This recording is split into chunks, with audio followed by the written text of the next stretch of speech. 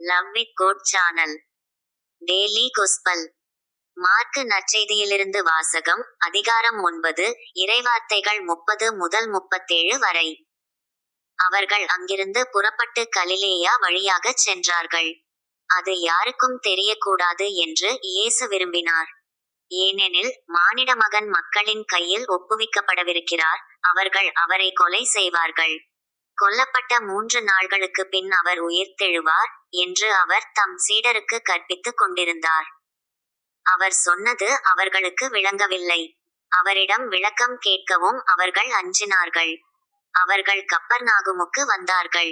அவர்கள் வீட்டில் இருந்த பொழுது இயேசு, வழியில் நீங்கள் எதைப் பற்றி வாதாடிக் கொண்டிருந்தீர்கள் என்று அவர்களிடம் கேட்டார்.